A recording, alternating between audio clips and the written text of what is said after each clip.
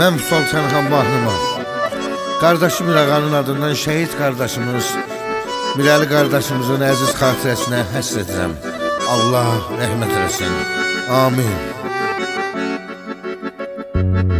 Qoymusan onları sanki son nəfəsdə, hardasan hardasan ay boyu bəstə.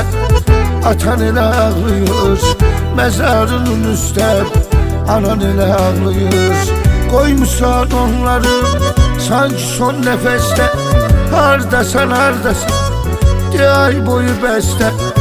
Atan elə ağlıyır məzarının üstə, anan elə ağlıyır. Məzarının üstə fəxr edir adıyla millət biləlinin, şəhiddir danılmaz əziyyət biləlinin. Vətənin yolunda keç söz canından, bəllidir hər kəsə qeyrəti biləlinin. Fəxr edir adıyla millət biləlinin, şəhiddir danılmaz əziyyət biləlinin. Vətənin yolunda keç söz canından, bəllidir hər kəsə qeyrəti biləlinin.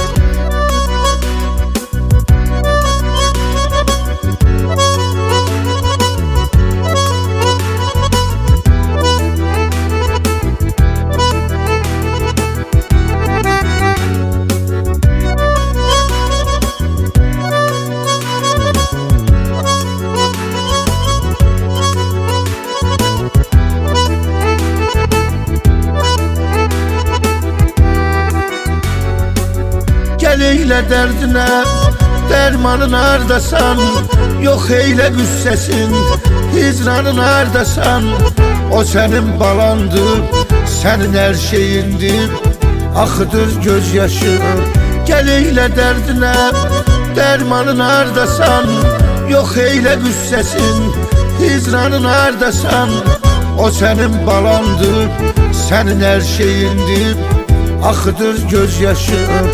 Neysanın hardasan, fəxr edir adıyla millət biləlinin, şəhiddir danılmaz əziyyət biləlinin.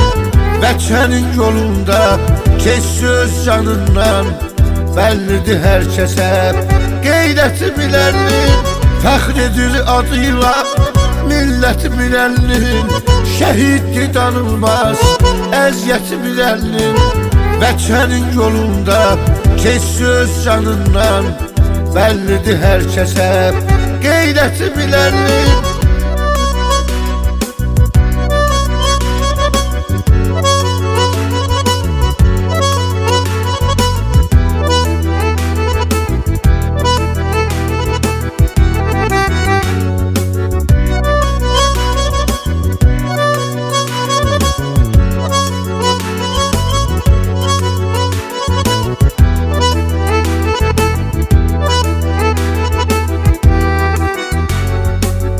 Olardı həmdəmin, olardı sirdaşın, yoxluğunla silir hər ikisi göz yaşın.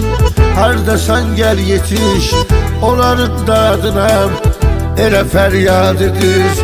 Olardı həmdəmin, olardı sirdaşın, yoxluğunla silir hər ikisi göz yaşın.